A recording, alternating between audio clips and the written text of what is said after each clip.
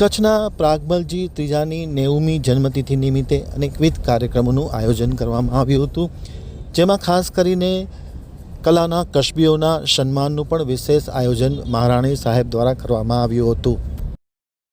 કચ્છના રાજવી પરિવારના રાજવી પ્રાગમલજી ત્રીજાની જન્મતિથિ નિમિત્તે અનેકવિધ વિકાસ કામો અને અનેકવિધ સામાજિક કાર્યો અને ખાસ કરીને કચ્છની કલાના કસબીઓનું સન્માનના કાર્યક્રમોનું વિશેષ આયોજન તેમની જન્મતિથિ નિમિત્તે કરવામાં આવ્યું હતું. આમતક ટીવી સાથેની વાતચીતમાં માહિતી આપતા રાજવી પરિવારના ઇન્દ્રજીતસિંહ જાડેજાએ જણાવ્યું હતું કે કચ્છના રાજા પ્રાગમલજી ત્રીજાની 90મી જન્મતિથિનું ઉજવણીનું આયોજન કરવામાં આવ્યું હતું. આ નિમિત્તે અનેકવિધ કાર્યક્રમોનું આયોજન કરવામાં આવ્યું હતું. તેની સાથોસાથ કચ્છના જે કલાના કસબી છે તેમને એવોર્ડથી નવાજવાના કાર્યક્રમનું પણ વિશેષ આયોજન કરવામાં આવ્યું હતું.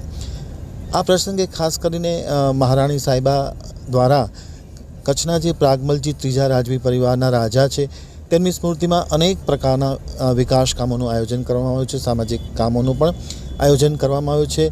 ખાસ કરીને આરોગ્ય અને શૈક્ષણિક ક્ષેત્રે અનેકવિધ કામો થયા છે અને આવતા દિવસોમાં વધુ પણ કામો થશે તેવી આશા તેમણે વ્યક્ત કરી હતી.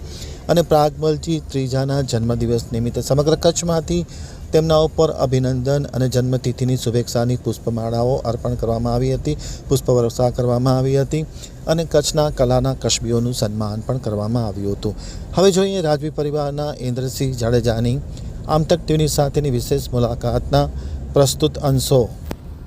આજે કચ્છના મહારાવ શ્રી પ્રાગમલજી ત્રીજાની જન્મતિથિ છે, 90મી જન્મતિથિ છે અને કચ્છના મહારાણી પ્રીતિદેવી દ્વારા એક જ સંકલ્પ કરવામાં આવ્યો છે કે કચ્છના મહારાવ શ્રી પ્રાગમલજી ત્રીજાના નામે જેટલું થાય એટલું કચ્છના લોકો માટે કરવું છે. અને ખાસ કરીને મહારાણી સાહેબનો એક નેમ છે કે કચ્છના લોકો જ્યારે આપણી રાજાશાહી હતી ત્યારે પણ આપણી સાથે હતા, અત્યારે લોકશાહી છે છતાં પણ એમની ચાહના આપણા પ્રત્યે છે. તો આપણી પણ ફરજ થાય છે કે હંમેશા આપણે એમને સાથ સહકાર આપીએ અને કચ્છની પ્રજા માટે હંમેશા એમના દુઃખમાં આપણે ભાગીદાર થઈ અને સુખમાં પણ આપણે ભાગીદાર થઈ એવી એમની નેમ છે. અને ખાસ કરીને મહારાણી સાહેબે જીવદયા, શિક્ષણ અને મેડિકલ ક્ષેત્રે ઘણું આપ્યું છે અને હજી ઘણું આપશે.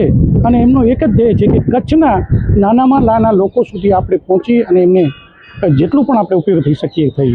અને ખાસ કરીને મહારાણી પ્રીતિદેવી મહારાવ સાહેબ પ્રત્યે જે અતૂટ વિશ્વાસ અને પ્રેમની જે લાગણી છે એ કચ્છના લોકો આજે જોઈ રહ્યા છે. અને આજે પણ તેમને બા સાહેબને એમ થયું કે ભાઈ કચ્છના લોકોમાં જે કલા છે, જે સિદ્ધિઓ એમને કરી છે એને આપણે ખરેખર બિરદાવવા જોઈએ. એના માટે થઈને આજે કચ્છના મહારાવશ્રીની નરસિંહ જયંતિના દિવસે, કારણ કે મહારાવ સાહેબનો જન્મ નરસિંહ જયંતિના દિવસે છે એટલે તિથિ પ્રમાણે જ એમનો જન્મદિવસની તિથિ રાખી છે. એટલે આજે 5 એવોર્ડ આપવામાં આવશે અને ખાસ કરીને એવોર્ડ આપવું એક બિરદાવવા માટે છે.